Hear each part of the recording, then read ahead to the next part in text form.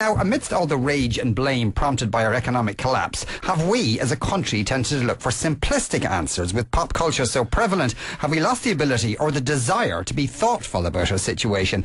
In short, has Ireland become somewhat anti-intellectual? Professor Mary Corcoran is co-editor of Reflections on Crisis, the Role of the Public Intellectual, and Mary's here with us. Good afternoon, Mary. Good afternoon, Sean. The fact that you produced this book, I assume, implies that you feel that Ireland has become somewhat anti-intellectual. Well, I suppose, yeah, just a bit of background. The book came out of a symposium that we organised under the auspices of the Royal Irish Academy, which is a very she organisation.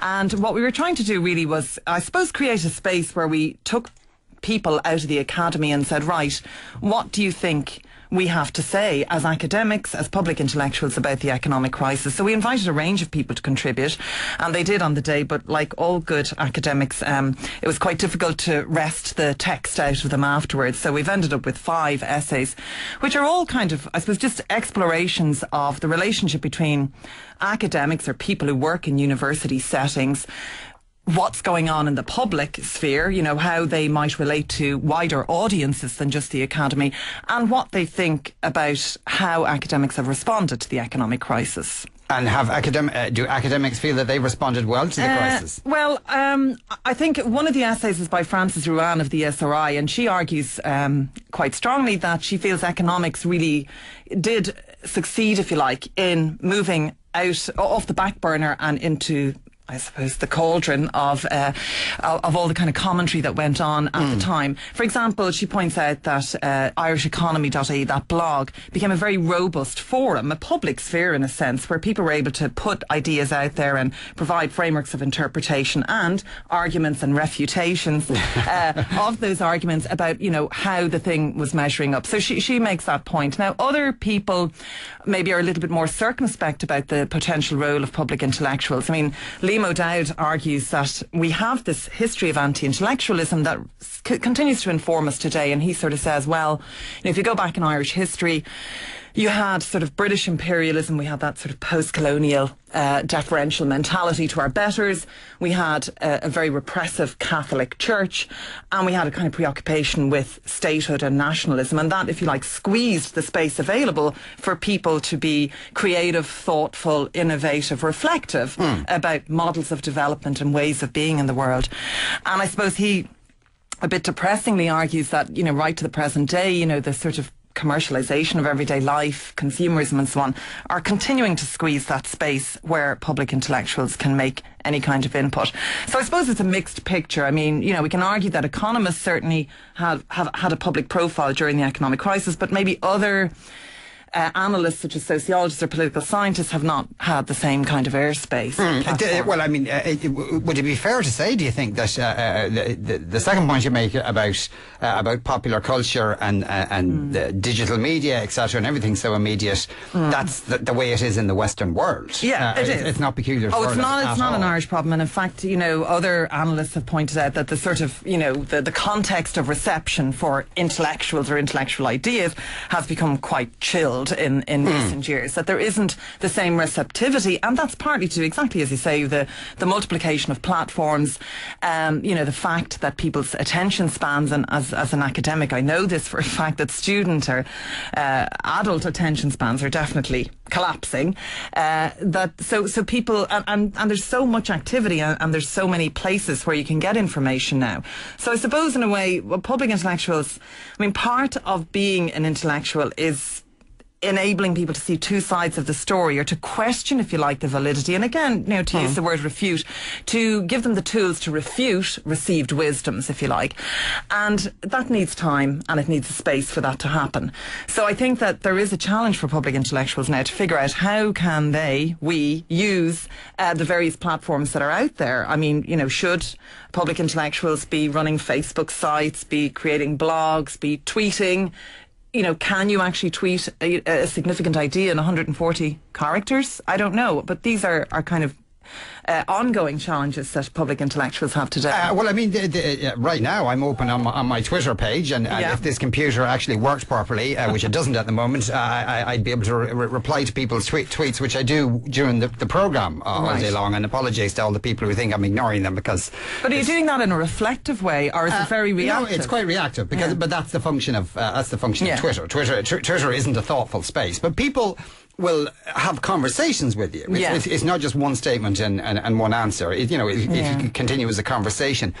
And the only reason I bring that up, and because you mentioned about Facebook pages and all the rest of it, you had your meeting in the Royal Irish Academy. And now you were, and I'm not having a go at you, but you were slightly apologetic about that. Well, no, I just think you were aware of the incongruity of that. Yeah, the Royal Irish Academy is an ancient organisation which is about, I suppose, really promoting the concept of the academy. But it's very much into reaching outside its doors, and that was a public meeting. So, in fact, the reason why we published the book was because some of the people who came along, and it was very widely advertised, said, we'd love to be able to read these again, or just, to think about them or have them in another format. So maybe it's a bit boring bringing out a book, but that's what we thought. And it is, a rather small little monograph, and it's extremely reasonably priced at €10. So, I mean, it's another way that if somebody's interested, okay, what are academics thinking? And to be honest, I think it is quite engaging. Now, we did have Justice Hardiman launched it the other night, and he, I think, had some difficulty with some of the language that was presented in it. But overall, I think it is written in a style that's meant to engage a wider public. No,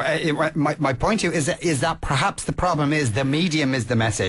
It's the ephemera of the way this information is being presented to people. It's Justice Hardiman launching it. It's in the Royal Irish Academy. That says to the vast majority of people in this country, elite.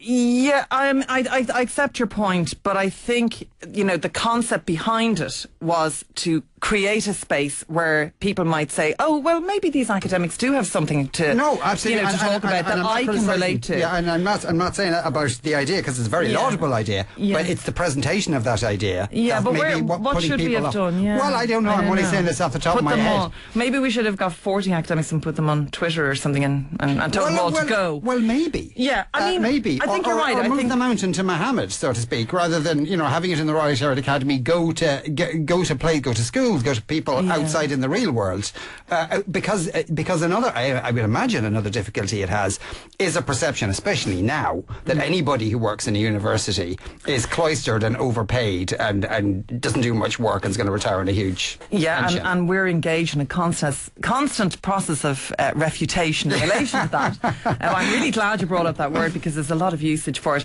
I think part of the agenda of the book would be to show that academics can write with great clarity, can range over a wide range of issues, can be self-reflective and self-critical, and can also provide diagnosis. And one of the points that's made, I think, by Pat O'Connor in the book is that really fundamentally academics, intellectuals, people who have time to think or who are paid to think, have an obligation to speak truth to power. And I think that we need that in any sort of modern democracy, that there have to be people that are in a position to critique, but they need to do it in a way that is accessible, that provides frameworks of interpretation that other people can use and take and use for themselves. Are you to a degree competing with the media here? Because the media gives you the simple absolutely. Here's the problem in 140 characters or less. It's true, and in fact I think a lot of academics have problems dealing with the media. A lot of academics shy away from it because, of course, academics like to be a little nuanced in the way they present their message, and that doesn't work on the media. You've got to be black and white, you've got to speak in sound bites, so that is quite difficult as well. Though then again, is that a rather oversimplification of the media, that it just all has to be sound bites? No, I don't think so. You can, because you can present not a simplistic message, but a simplified, clear message about what it is, about the bold outline of what it is perhaps one wants to say. Yeah, but I think there's a speeded up quality to the media, and the 24/7 structure of the media now makes less and less space available for that sort of slower, more reflective kind of analysis. I mean, I think the media has transformed hugely over the last 10, 15 years. Yeah. And it's just not as easy a space for people to engage. And I think that's why we don't have, if you think back like Noam Chomsky or Edward Said, public intellectuals that had sort of automatic access to the airways and that, and people would really listen. And I think there's been a decline decline in that kind of person emerging, who are given the time and space to speak. But I do think that one great step forward for Irish public intellectuals is the election of Michael D. Higgins. And I actually quote him in the introduction to the book, because Michael D. Higgins speaks as a public intellectual, and because he's the president, people are giving him the respect around the presidency, but it's actually creating this capacity for him to speak about high-minded ideas and to talk about, reimagining and reinventing the country and speaking truth to power and so on. And I think that can sort of percolate down through the body politic and perhaps make people more receptive to that kind of deeper analysis. That's my hope. But I suppose, though, the problem is finding a forum where these kind of conversations can be continued. Yeah, that's true. And actually, one of Michael D. Higgins, President Higgins' idea is to have seminars in the Áras. Now, you might have a problem with him having them in the Áras because it's traditionally an elite institution. But in a way, if he actually brings people up to the Áras and starts having these kind of seminars and workshops and peopling them with various people from various walks of life, it does move away from that sort of elitism and makes it more popular. It brings it out into the public. Well, I think there's a different political subtext to the Áras than there would be to the Royal Irish Academy. Yeah, possibly, but there is a continuum. It's about ideas, debate, engagement, and democratising, if you like, sort of knowledge. Let me read out, because a few people have been texting in since we started talking. Become anti-intellectual, says one texter. When was Ireland ever pro-intellectual? Actually, no, that's true, and I think that's slightly misinterpreted in the media. They said beginning of it's not a new thing that we're anti-intellectual. If you go right back in time, as I mentioned, Liam O'Dowd points that out, that historically we have been anti-intellectual. It's just the way it is. Actually, though, have we admitted that to ourselves? No, we're not very good at admitting that. But what it really struck me when I was a graduate student in New York in the 80s, I remember going into the library and there was shelves and shelves of books on the Jewish experience in America. And there was about 6 books on the Irish experience, because the Irish have not had a tradition of thinking critically and creatively and intellectually about experience. We just do it. We don't think about it. Kevin says, why is this woman, that's you, Mary, why is this woman using intellectual as synonymous with academic? Can someone be intellectual without letters behind their name? Socrates and Jesus never wrote a word. Yeah, totally. And I completely concur with that. And in fact, there's a quote which is in the book by Declan Kiberd saying, an academic is not automatically an intellectual, and an intellectual is not automatically an academic.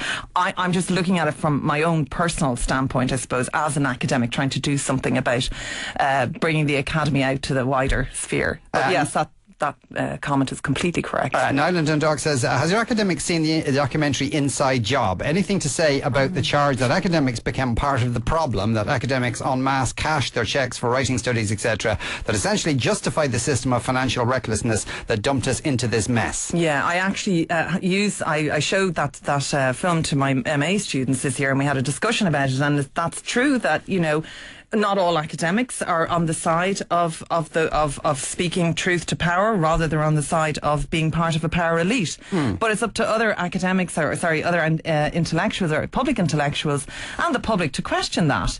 And in a sense, that Inside Job film, to say something positive about the media, called those people to account. It exposed that kind of groupthink and the sort of power elite that was operating within the American sort of financial, economic, political, academic power system. Actually, a lot of people are texting and saying that we've always been anti-intellectual. And because to a degree, there is a double think about this, that in Ireland, we trade to a degree on, we've produced all these writers, and we're the only country in the world that celebrates one book. In the form of Bloomsday, a book which a vast majority of Irish people haven't read.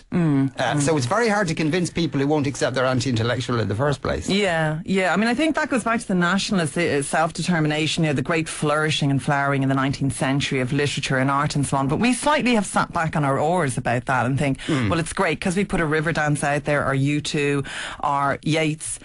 We're fantastic, we're cultured, we're sophisticated and so on. And there's a neglect, I think, of self-analysis, of scrutiny. And all of the problems that have come through the economic and political system are to do with, a real kind of, I don't want to use a gap, if you like, in civil society, in the capacity of the public to have the tools to critique and to argue and to scrutinise in those our betters, those that we put into powerful positions. Mary, thank you very much for coming in to us today.